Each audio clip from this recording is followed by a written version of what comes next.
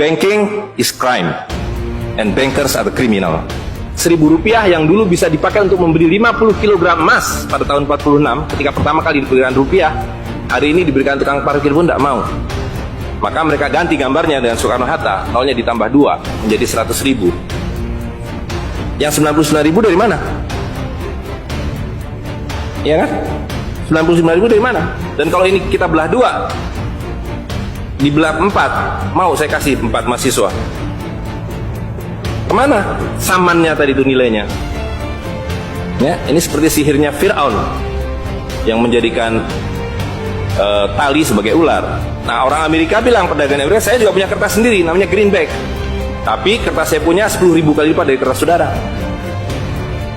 Jadi kalau bapak ibu sekalian, adik-adik pergi ke Washington sana, ke New York, bawa uang 100.000, belum tentu mahasiswa punya uang 100.000 kan?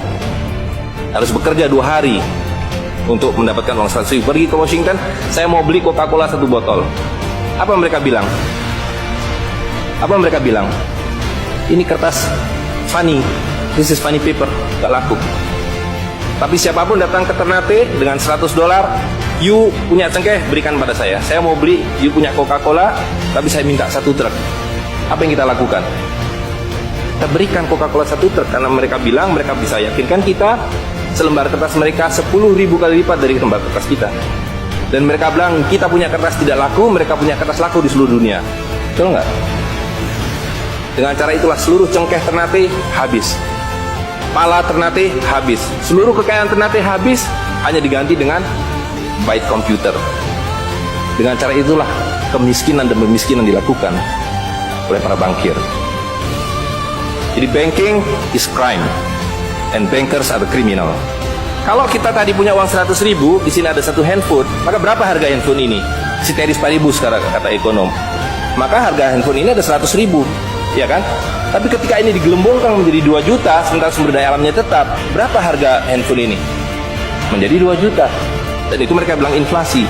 Jadi inflasi adalah kebohongan. Karena uang kertas adalah penipuan, worthless, no value, dicetak makin banyak, nilainya merosot. Bebeknya mah tetap, cengkehnya tetap, palanya tetap, tapi nilai uang yang merosot. Semakin besar uang Anda bukan semakin kaya, semakin uang besar Anda berarti semakin miskin. Bisa diikuti. Maka ketika terjadi krismon, rupiah makin tidak laku, harus dibikin uang 100.000. Dan sekarang uang 100.000 sudah mulai tidak laku. Ibu-ibu sudah komplain kalau pergi ke pasar dengan 100.000, betul nggak Bu? Saya tidak bisa beli apa-apa ini. Maka mereka 2 pilihannya.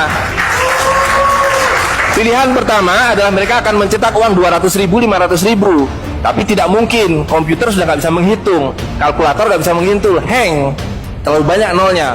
Pilihan kedua adalah digunduli nolnya, redenominasi.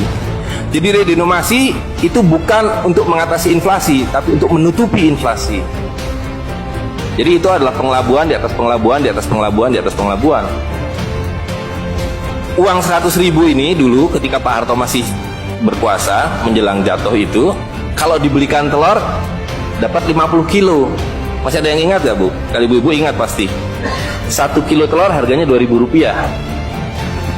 Begitu Pak Harto jatuh, dibilang ini gara-gara krismon, uangnya sama, walaupun ini belum ada waktu itu, karena ini masih 50.000 aja udah besar waktu itu. Uang yang sama dengan telur yang sama, tiba-tiba dibawa ke pasar, saya mau beli telur. Bu, hari ini tidak dapat 50 kilo lagi, hari ini cuma dapat 13 kilo. Karena daya belinya telur sekarang 7.500. Dan hari ini kalau di pasar Ternate berapa Bu harga telur sekilo? Hari ini di Jakarta 20.000. Dan telurnya sama, 1 kilo itu isinya 16 butir, 17 butir, 18 butir, uangnya sama. Tapi hari ini kalau dibelikan telur hanya dapat 5 kilo. Kemana yang 45 kilo? Itu yang mereka rampok. Itu yang mereka rampok dengan melalui apa yang mereka sebut inflasi. Tapi sebenarnya dengan cara penggelembungan uang. Uang kertas itu dimunculkan bersamaan dengan konsep negara nasional plus hutang negara. You boleh merdeka, tapi you miskin.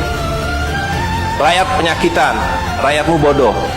Tapi jangan khawatir, saya punya uang. Sekolahkan rakyatmu, bikin pembangunan, saya kasih hutang. Iya kan? Nah, jadi tugas pemerintah itu, republik, adalah satu, mengambil hutang dari bank, menghabiskan utang itu melalui apa yang disebut APBN. Lalu dulu mereka tanya, jadi bagaimana saya membuat APBN? Jangan khawatir, sekolahkan anak-anak pintar kamu ke Berkeley, ke Chicago, ke Harvard. Mereka dididik untuk membuat pembangunan.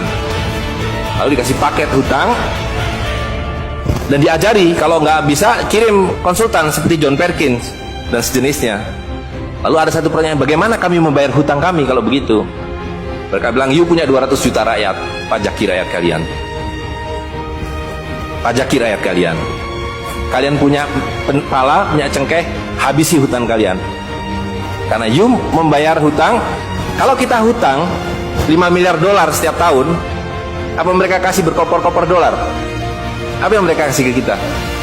Mereka hanya mengetik di komputer 5 miliar dolar, ting, masuk ke Bank Indonesia. Nanti Bank Indonesia tinggal kirim ting ke Bappenas, Bappenas ting ke departemen-departemen itu.